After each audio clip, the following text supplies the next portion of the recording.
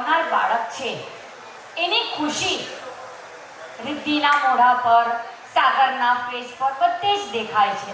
બહુ ખુશ છે એ લોકો. પણ ફક્ત એ લોકો ખુશ નથી, સાથે સાથે એની ખુશીમાં જે સૌથી વધારે ખુશી છે એ છે સંજયભાઈ અને આશાબેન.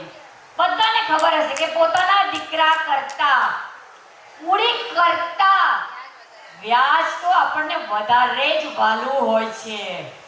તો કદાચ સંજયભાઈને સાગરને આવવાની જેટલી રાહ જોતા હશે એનાથી પણ વધારે હવે જે આવનાર બાળક છે ને એની રાહ જોવે છે. અને એની મજા કુછ અલગ ही होती है. હવે એવું નથી કે આશાબેનને સંજયભાઈ પણ રાહ જોવે છે, એટલી જ રાહ નિલેશભાઈ અને જાગૃતિ પણ જુએ છે. એ લોકોને પણ એમ થાય છે આ બાળક આવશે અને પછી અમે એની સાથે અહીંયા જશું, આવી રીતે રમાડશું, આ કરશું. અને એ લોકોના પણ જે અરમાન છે એ બધા એ લોકો પણ પૂરા કરવા માંગે છે બાળકની સાથે. તો આજે આપણે એ લોકોની બી ખુશી જોવા માટે આપણે આજે વેલકમ કરીશું સ્ટેજ ઉપર સંજયભાઈને, આશાબેનને, જાગૃતિને અને નિલેશભાઈને. કે આવનાર બાળકને ખબર પડે કે ઓ હું તો આવવાનો છું ને, એની પહેલા મારા દાદા દાદી અને નાના નાનીએ તો બહુ જ બધું પ્રિપરેશન કરીને રાખ્યું છે.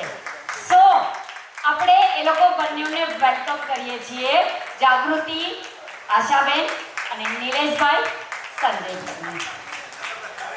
થોડી તાળીઓ તો વગાડો.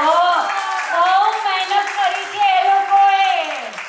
સૌથી પહેલા તો મનને મનાવ્યું, સ્ટેજ ઉપર ચડવું છે કે નથી ચડવું, ડાન્સ કરવો છે કે નથી કરવો.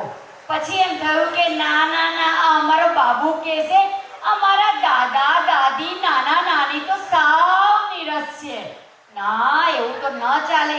એટલે એની માટે થઈને આજે એ લોકો સ્ટેજ ઉપર ચડ્યા છે.